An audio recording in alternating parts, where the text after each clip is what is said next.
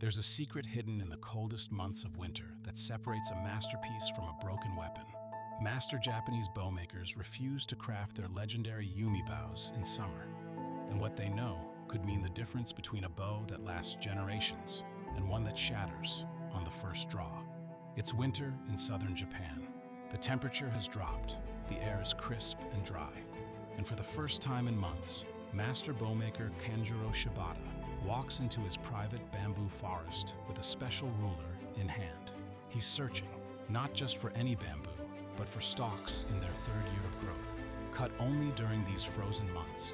Because here's what most people don't know. Bamboo harvested in winter contains dramatically less moisture than summer bamboo. The fibers are at their absolute densest. This isn't preference, this is physics. The Shibata family has been making these bows since 1592, 21 generations, 430 years of unbroken tradition. And every single master knows the same forbidden truth. Craft a Yumi in summer humidity, and you're building in failure from the very first step. Let me explain why. A traditional Yumi uses nibe, a natural adhesive made by boiling fish bladder and deerskin for 2 entire days. This glue creates a bow with a smoother draw and release than any synthetic can achieve. But here's the catch. Nibe can only be applied during fall and winter months. The humidity has to be low. The temperature has to be controlled. Because as that glue dries and bonds the bamboo strips to the Japanese wax tree wood core, any excess moisture in the air gets trapped inside the bow's structure, and that moisture becomes a ticking time bomb. Think about it. You're laminating bamboo that's been smoked for 5 to 10 years. You're using wood that's been naturally dried for 20 to 30 years.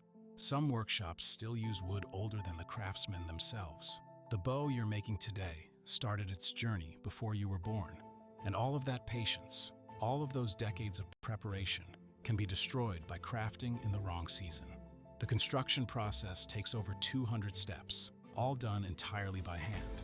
The core is made from 3 to 5 strips of heat-treated bamboo, sandwiched with hardwood. Bamboo facings are laminated to the front and back. Everything is held together with nibe. Then comes the critical moment, setting the curves using rope and 80 to 100 wooden wedges, hammered by hand to form that distinctive semicircular shape. This is when the adhesive must dry perfectly. Too much humidity, and the bond weakens. The bow will warp. In extreme cases, it will delaminate completely, but master craftsmen know something else. Bamboo grown in Kyoto's harsh climate, with its extreme seasonal shifts, produces the strongest material. Summer in Kyoto is brutally hot with crushing humidity. Winter is cold, but still humid.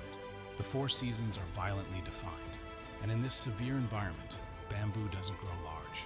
The diameter stays small, but those fibers, they become incredibly dense, hard, resilient.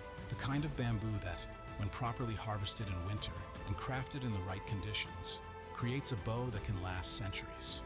Here's the paradox. A finished bamboo Yumi is actually stronger in cold, dry winter months and weaker in summer. The bow itself responds to seasonal changes. Serious practitioners are told to buy 2 bows, one for fall and winter, another for spring and summer. The draw weight can shift by 2 kilograms between seasons. The bow is a living organism, breathing with the climate. Modern bow makers face a new challenge.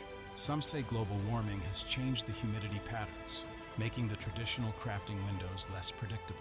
The climate where these bows have been made for centuries is shifting, and that makes the winter secret even more critical. When you only have a narrow window of low humidity and cold temperatures, you cannot afford to miss it. So when you see a master bowmaker like Kanjuro Shibata selecting bamboo in winter, measuring each stalk with precision, checking the knot positions and color, understand what you're witnessing. This isn't ritual. This is survival of a 400-year-old craft. The bamboo must be cut in winter when moisture is lowest. It must be dried naturally for months in the winter sun, shedding excess water, strengthening.